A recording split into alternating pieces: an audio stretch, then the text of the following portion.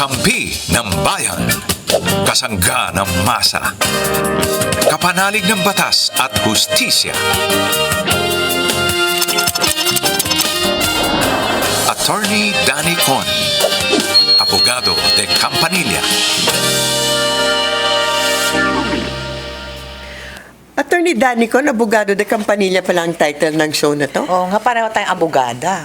Pero nasaan na si Attorney Danny Con? Hindi ko nga, nasaan Ay, siya? tanggalin na yung Attorney Danny Con. Dapat Abogado de Campanilla na Oo lang. nga, hijack na natin tong show na to. Hijack na natin. So, makatapos ng pambungad na yan, magandang gabi po sa inyong lahat. Narito na naman po tayo sa isa na namang episode ng paborito niyong programa, Talaga. ang Attorney Danny Con, Abogado de Campanilla. At habang wala si Maring Yao, ako po si Attorney Gabby Concepcion.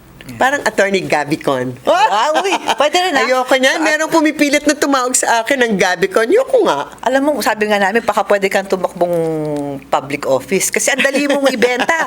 Gabi Concepcion ang pangalan mo, di ba? Tigilan niyo na naman. Yan na Diba? naman yung usapan Name na yan. recall pa lang. Usapang de Campanilla. Name recall pa lang, panalo ka na. At ngayong gabi po, huwag niyo pong masyadong pinagpapansin ng kasama ko. Kung ano-anong sinasabi. Meron po tayong espesyal, akalain mo yan, espesyal na bisita. Pansamantalang humahalili. Nako, hindi po natin alam yan. Kasi parang Tanggalin na meron natin. siyang intensyong gawing permanent. Tanggalin na natin yung pansamantalang. Oo. Hindi, loko lang, At saka sir. humahalili. Aalis talaga ako, sir. Oo, takot po yan kasi dati niyang professor si Attorney Danny Con. Siya talaga. Pero siya po ay isa ring abogado ng bayan, no other than Attorney PG Kagalang-Galang. Yan, tama.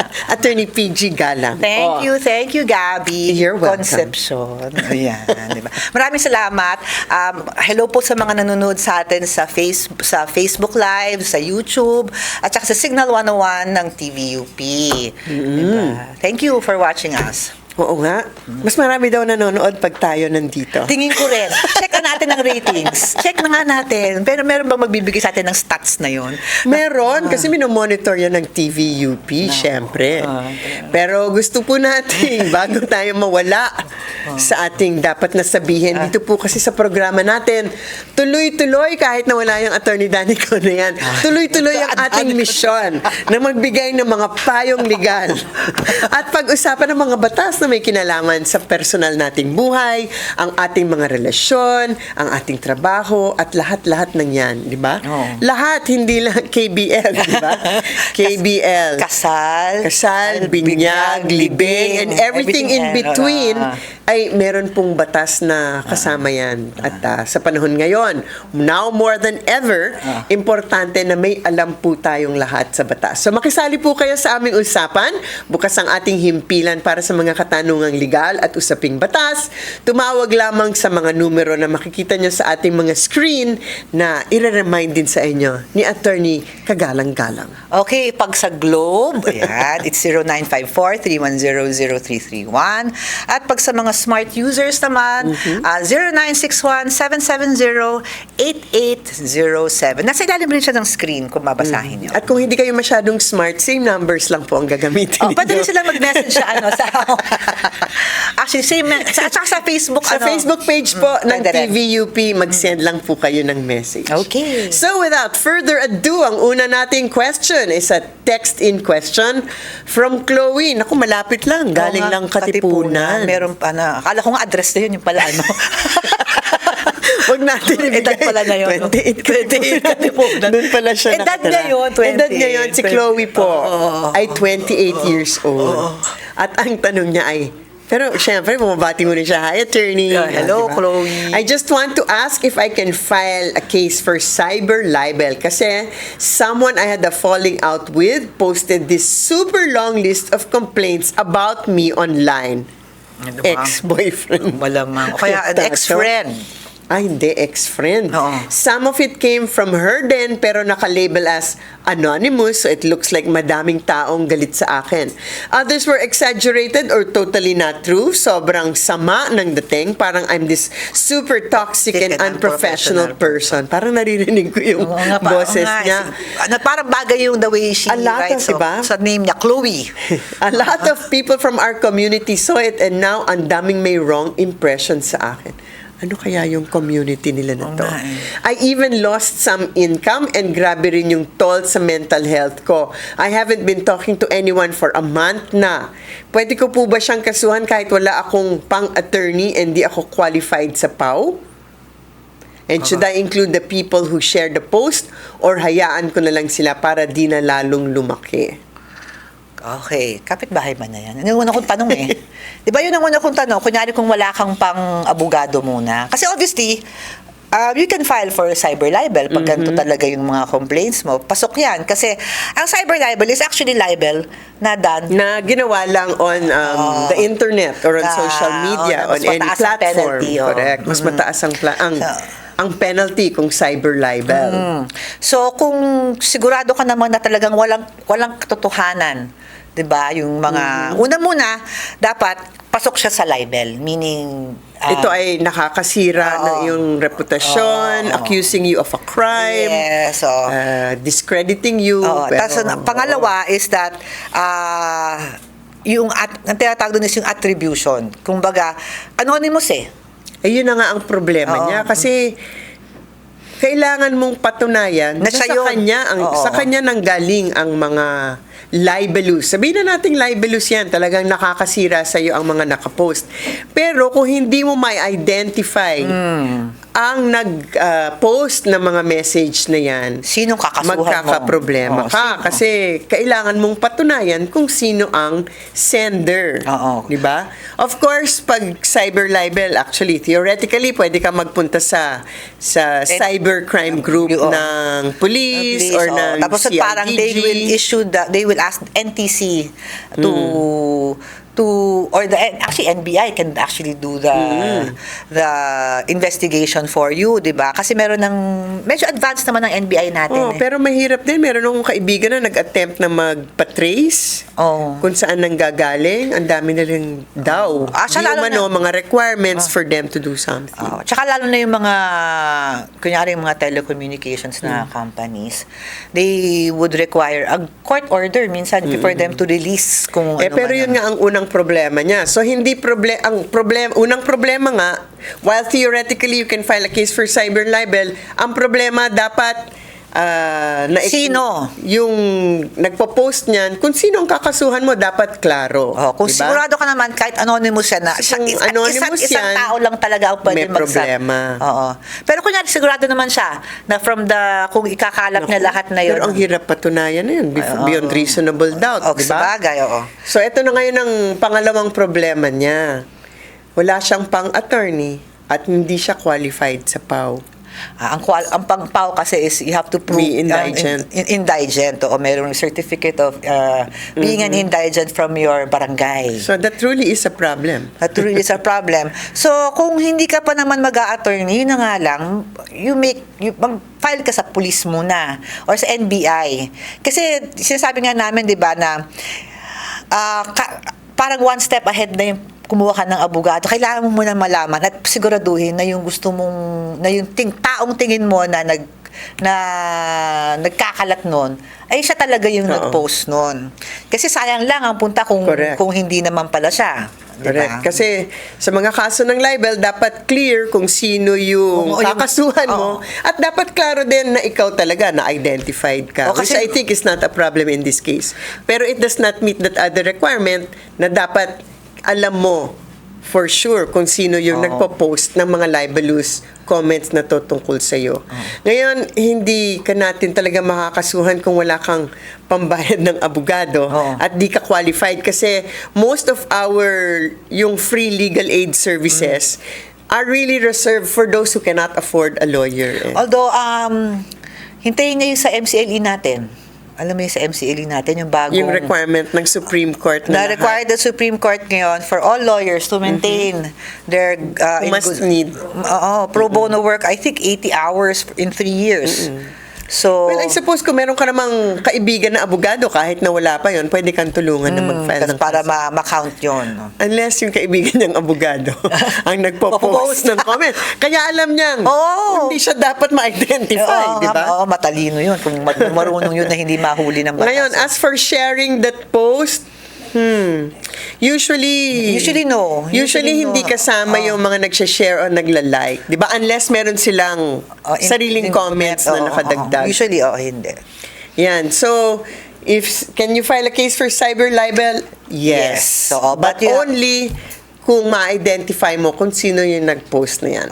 At saka, unfortunately, you really have to have some funds for an attorney if ever. Diba? If you are not qualified for PAO. No, kasi hindi ka rin pwede mag-file ng sarili mong kaso kasi dapat kung ano yung elements ng isang krimen, dapat sigurado kang nakapaloob yun sa complaint mo. Otherwise, baka ma-dismiss We lang yung advise kaso. against doing it yourself kung ganyan. Correct. So anyway, maraming salamat dyan. Ngayon, we have another text in question from Cindy from Marinduque. Oo nga, 28 Marinduque na naman. Address na naman. 28 years old from Marinduque. Oo. Kulang ng punctuation. Yan, yung ibang punctuation Nazi, di ba? Meron akong kilala. Dami kong kilala niya. Mga grammar Nazi. Yan. Wala nang Ayan na. 28, Ayan na. from Marinduque. Attorney, gusto ko po sanang paikliin ang apelido ko kasi madalas po akong pagtawanan dahil sa tunog at haba nito. Ano Pero kaya? hindi niya binigay Sana nilagay niya yung apelido niya dyan. Malalaman naman ng kung sino siya. Oo, mawawala ang anonymity. Hindi, dapat inimadala niya kung hindi siya si Cindy. Gawin niya siya si Celia. Tapos yung last name talaga niya. Hindi ko po ito papalitan, babawasan lang ng 4 na letra. Very specific. Oo nga. Magkano po kaya ang gasto sa ganitong proseso at gaano po ito katagal? Months lang ba o umaabot ng taon? Well, I think dahil ito ay apelido, it's not a clerical. Kasi po, kaya natin ginagawa yung distinction na yan. Kasi dati, as a general rule, pag magpapapalit kayo ng pangalan ninyo, whether clerical error, nagkamali ng pag-input ng name, dati, it was always a court procedure. Pero nagkaroon tayo ng batas, kung ito ay clerical error lamang. Admin na lang siya, admin. Admin lang, dun ka lang sa civil registrar. Kunwari, typographical error lang, or clear. Yung kunwari, ang pangalan ng tatay mo, kunwari, Santos ang family name. Tapos pagdating dun sa'yo, Santo. Oo, walang S. Obviously na, Nagkamali nakalimutan lang yung S. Yun, pwedeng administrative. Ngayon, sa ilalim ng relatively bagong batas. Kasi, pwede sa civil registrar's kasi ang pag office. pinapalitan ng ang pangalan, ang pinapalitan is yung birth certificate mo. Yung kung ano yung nakalagay. Kasi yung pangalan is always you have to change what appears on your birth certificate. So, a change of name means a change in your the birth certificate. Pero kung nagpapalit kayo ng family name, lalo na pag family name, na hindi clerical in nature ang problema, 4 letters. Definitely. 4 letters. Definitely, ito ay isang court case. Yes. And you have to explain nga kung bakit nyo gustong paiklian ang apelyido na to. In short, pwede. Kung apelyido nyo ay nagbibigay ng kahihiyan sa inyo. Diba? Meron, ang daming ganun. Huwag na natin sabihin. Yun na nga eh. Sabi ko, ang hirap sabihin. Pero meron talagang mga ganun. Sabihin mo na. Magbigay ka na ng explanation. MTRCB ka naman, so baka pag nag-ano kami.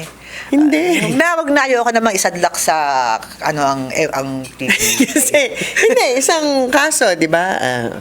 Kasi yung pangalan niya, Bagong Gahasa. Merong ganun. Merong ganun. Kaya nga, hindi naman ako nagpapatawa.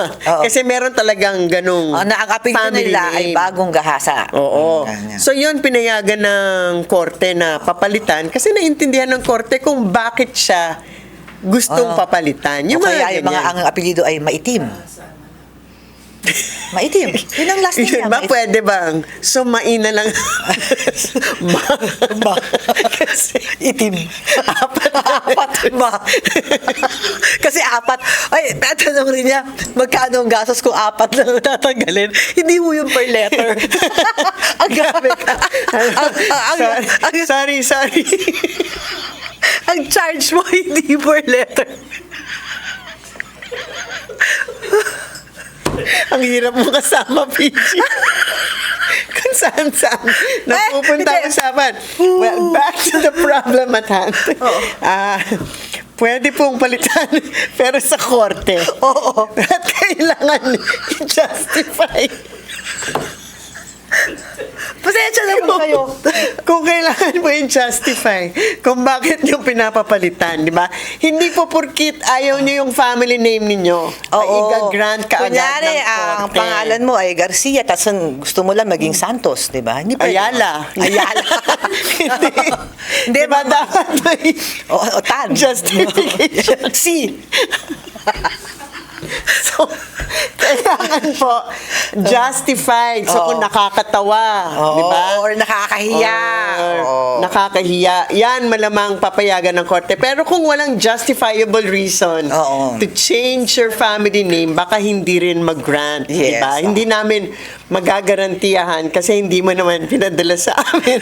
Tama na. Oy. So, yan. So, magastos ba? Depende sa abogadong kukunin mo. Actually, alam mo, okay, in terms of gastos, yung mga ganito, hindi naman kamahalan to. In the scheme of things. Correct. Di ba? Like, for example, magkakaso ka ng estafa, syempre mas mahal yun sa abogado. Pero mga itong change of name, at saka lalo na kung clear naman na di makukuha mo naman yan. siguro pero syempre, depende din. Matagal ba? Depende po sa calendar ng korte, di ba? Kung minsan, pag magpa-cancel ka ngayon, 6 na buwan bago Pero magkaroon alam ng mo ngayon, with the resetting. new civil procedure, yung greatly reduced na Ang time. Baka nga summary procedure na lang to, I'm not so sure. Pero I think baka summary na lang to eh. But it has to be in a Court talaga yan. adversarial proceeding. Yes, kasi ang lalaban dyan ay ang gobyerno. Correct. Kailangan may notice sa lahat ng Solgen partido, ang including ating- the Solgen. Talking about the Solgen, congratulations!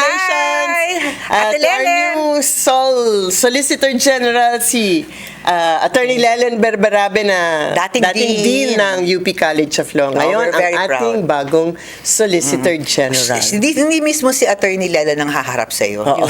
Marami naman Marami silang abogado. Solicitor General. Pero yon theoretically, dapat ang gobyerno may interest sila na hindi pa bago-bago ang pangalan ng mga tao. Oo, nakakalito yun. Kasi iba, baka gusto may Oo, pinagkakautangan. di ba? Kasi yung iba, nagtatago lang pala sa Sa mga batas, pinagkakautangan oo nga, or meron palang guilty of a crime. Oo nga, tapos Di ba? biglang absueldo agad. Nag-i-issue ng mga bouncing check, biglang Can papalitan you niya ang imagine? I pangalan think niya. pag nagpalit ka ng pangalan, ano kaya sa NBI clearance, kailangan i-notify rin ng NBI, Ay, well, Oo. Kasi ba, pag pumingi ka ng clearance, dapat ayan. Yan ang sisiguraduhin mo para sa susunod kung kailangan i-notify ang NBI. I-notify. I think the courts Teka muna, parang pangatlo na tong 28 years old na nagtatanong sa atin.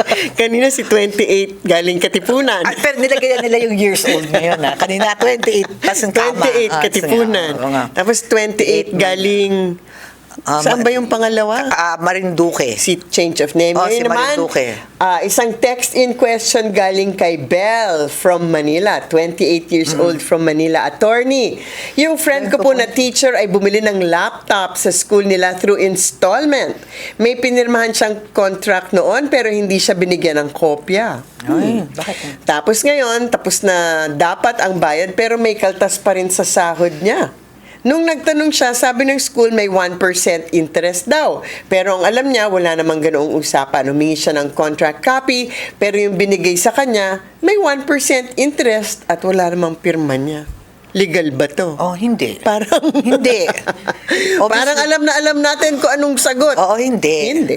Oo. Pwede po bang basta dagdagan ng interest kahit tapos na ang usapan? Hindi. Hindi. Ano pong dapat niyang gawin? Huwag bayaran yung interest. Oo, kasi, di ba, klaro yan. Oy, law school na naman to. Tayo nga. Pag walang stipulation as to interest, you are not required to pay interest. Oo. So, At saka parang meron ng kababalaghan na ginagawa ang school kung Oo. sila ay parang some kind of Oo. di ba, magbibigay siya ng kontrata Tapos walang pirma. Tapos walang pirma. At tapos, merong saka- ibang mga Oo, at saka, kondisyon. the teacher remembered that she signed the contract. Tapos, nawala Diba? naman. Parang meron ng ano yan. Tapos pilitan talaga. So actually, pwede ka talaga magreklamo. Una, wag mo nang pansinin yung interest na yan. Kasi wala silang Sa lahat po na nanonood, hindi po dapat bayaran ang interest na hindi nakasaad Oo. in writing sa kontrata. Yan naman kasi ang na although walang usury law na ngayon, di ba? Ang usury law po is yung dati kasi yung kinakap kung ano yung interest na pwedeng ilagay ng isang private person kung nagpapautang. Pero ngayon wala na siya. Wala, suspended ang Oo. laws natin on usury. But at the same time, it also means na pag wala sa usapan nyo, wala kayo. Hindi. At saka specific ang batas, di ba? Unless It has to be otherwise stipulated, you cannot be required to pay interest. Yes. Unless mag-file kayo ng kaso, sasabihin ng korte, di Yung ba? legal From the interest. time na nag-file ka ng kaso, pwede. Mukhang mananalo naman yung teacher kasi fully paid na siya eh. Oo, pero nga wala siyang pruweba. Pero, Hindi, kung ang ipapakita lang naman nila is yung that contract na walang pirma, di wala yun. Correct. Oo. parang Diba? kaduda-duda naman yung paaralan na yan. Oh, ireklamo kaya niya sa DepEd yan, ano? Correct. Oo. Diba? That's unfair. Oo. So, yan. Hindi na 28 years Binawasan old. na 27. no? Madami ngayon Si ng mga Maris. ganung edad na may problema. Oo. Oo. Si Maris na 27 years old from La Union. Hello po, need lang ng advice. Nasa public place kami sa isang food park ordering food. Nakatali yung aso namin. Then suddenly, yung parent and child dumaan sa table namin. Kita nila yung dog kasi kasalubong nila kami na nasa lamesa. Ayun, yung aso namin, tinakbuhan yung bata. Ay. Nakalmot or nakagat pero wala namang bleeding, no bite mark. Kasalanan lang po ba namin or parents should be responsible for their children or both at fault? Gusto ko sana maintindihan ang ganitong scenario in terms sa law. I think it's clear in the law whoever possesses a dog. Oo, is responsible. Not necessarily the owner, the law uses the word possess. So, kung kayo ang may dala ng aso at merong siyang Kinagat naabot, or na-harm. Di ba? Oo. Na-harm na tao. There's an assumption na ikaw ang may kasalanan. Pananagutan niyo yan kasi Hindi kasalanan ng aso yun. Kasalanan yun nung nung may hawak dapat nun sa ay aso. keeping that dog on a leash. Oo. At saka, hindi mo kasi masasabi na, kasi linapitan nila yung aso, dapat i-anticipate nyo, meron kayong dalang aso, lalo na cute. Lalo hawakan mong mabuti yung... Dapat i-anticipate ninyo, di ba, it's not an accident kasi foreseeable na may lalapit lalo na kung cute ang aso. So kung magdadala kayo, tapos in a public place, hindi man lang kayo naglalakad ng aso sa kalye, talagang in an eating place and you brought a dog, naku, parang mahina ang kaso ninyo. Kasi nga sa batas natin, yung tao in possession of a dog, nasa kanya ang responsibilidad na siguraduhin na wala tong masasaktan The na only tao. time na yung nakagat ang may kasalanan, if they contributed, kung talaga Hindi, at saka, kung hinaras talaga nila kung yung nasa aso. loob ng kulungan yung aso tapos pinasok yung kamay, yun, kasalanan na nung kabilang tao. Pero kung nakalish yung aso tapos katabi nyo lang, na pwede pang tumakbo yung aso. It's reasonable to think na mangyayari yun. Kung ikaw ang owner. Pwede nyong i-prevent, di ba? Pwede nyong na-prevent sana yung ganong klaseng problema. So, sorry na lang. Sana, buti na lang at wala namang bleeding or buti bite walang mark. nangyari. Pero usually kasi, di ba? Kasi kahit na madilaan ka lang ng aso, magre-require sila ng rabies shots. Kasi at hindi biro ang natatransmit. rabies shots. Oo, masakit na, mahal pa. At saka mayat-maya. Correct. Ilang Mga 6 ba yun? 6 ata. Pero ang pagkagandahan naman sa rabies shots is that parang it's good for how many years? Kahit makagat ka ulit. Huwag ka naman sana makagat ulit. Kasi hindi naman po, Parang immune ka na for hindi how po many masyadong mahilig sa aso tong si Attorney PG. Pero siya ay sobrang mahilig sa Cats. Oo. Ew. Yeah. Ang cute kaya ng mga cats. Well, we don't own cats. They own us. Ayan. Yun. Yan. Obvious po bang Ganun talaga cat ang mga lover? pusa. Wala silang pakialam sa'yo. Di ba? Okay. Tama. So, Ayan. next time, next time, be more careful with your pets na lang, di ba? Para, para maiwasan yung ganyan. Ako ay kahit na mahilig ako sa aso, Oo, hindi ako ang cute masyado. ka ng mga aso mo. If you can keep your dog at home, keep them at home kasi nga kung hindi nyo naman kayang rendahan palagi, unless dala-dala mo palagi. Kahit nga sa bahay nyo, yung isang aso mo talagang matalikod lang. Oo. Itago natin sa pangalang Audrey. Ang iyong aso. Buti lang napakaliit ang bibig. At wala. Hindi kayang mangagat. Kahit anong gawin kagat. Pero cute pa rin siya. Cute pa rin siya. Hindi naman kami nagrereklamo. Parang, di ka pa nagre-reklamo sa lagay na yan, Pero cute kasi siya. Pero kung si Diggy yun, ay naku. Si Diggy po kasi, pag dumamba sa akin, mas matangkad pa. At matangkad akong tao, relatively. Pero mabait yung si Diggy. Mabait. Gentle giant. Oo. Namimiss niya na ang UP campus. Madami rin nakakamiss Kasi sa kanya dito. Oo, kasi rumarampa siya sa buong UP Ay, campus. no. Madaming mga kailangan mong suportahan ng mga anak ni Diggy. But, how time flies, Oo right? nga. Ay, Oo nga, sinisenyasan na po kami. Natumigil na kami ng katatawa. Sorry naman, pero Ikaw ganun ang talaga. mapapalitan ng pangalan mo, ha? Huwag Ano? mo papapalitan ng pangalan mo. Gabby Concepcion. Oo, kapangalan mo si Gabby Concepcion, pero huwag mo pagpalitan ng pangalan mo. Sa mga nagte-text, nag-comment sa aming Facebook page, abagan nyo na lang po ang mga sumusunod nating episode. Di na natin kayang pag-usapan today. Kasi daldal po ni Attorney P. Ako lang! Kaya, sa susunod po ay mapapag-usapan na po natin ang inyong mga issue at katanungan. Yes, okay. Ikaw naman. Ako naman. Sabi mo kasi, ang daldal ko, so nanahimik ako. Yun, ang sensitive mo Oo naman. nga, I'm a Grabe. sensitive soul. Oh my God. Anyway, thank you for the viewers who are watching on YouTube. Hindi ko alam kung nag-increase o nag-decrease ang viewership ng Abogado de Campanilla. Thank you for watching on YouTube and Ako, Facebook. ikaw, Danicon, bumalik ka na. Oo nga. Namimiligro ka na. May sala set. Tatay, kusina lang. Ngayon, meron ng sala set. Oh, mahirap po kasi masyadong atong-tong si Attorney PG. Thank you for all the viewers who texted or called us and who trusted us to be able to solve your problems, maybe it be big or small. Naku. Meron akong Uy, hindi admin. naman natin sinusolve ang kanilang mga problema. Nagbibigay lang tayo ng mga guide Oh, yes. sa buhay. Kasi bawal yun, nasagutin talaga. Anyway. So, maraming salamat po. Hanggang po sa susunod, on behalf of Maring Yao, ako po ang inyong lingkod, Attorney Gabby Concepcion. At ako yung abogada de Campanilla. Ayan na. Ayan na. Attorney PG Galang. Yan. Hanggang sa muli po, ito ang Attorney Danicon, Abogado de Campanilla. Until next time! Bye!